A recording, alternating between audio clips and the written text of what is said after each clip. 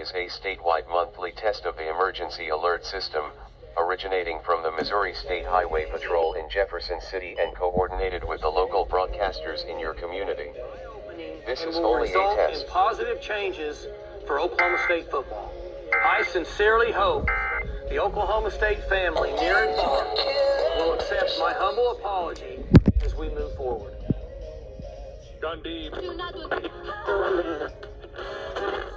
about how OAN, conservative network that was on Gundy's t-shirt, has discussed Black Lives Matter. One anchor on the network referred to it as a farce.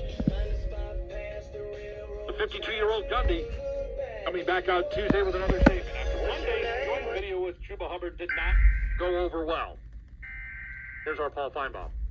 His reaction yesterday. The following is a statewide monthly test of the emergency alert system, originating from the Missouri State Highway Patrol in Jefferson City and coordinated with the local broadcasters in your community.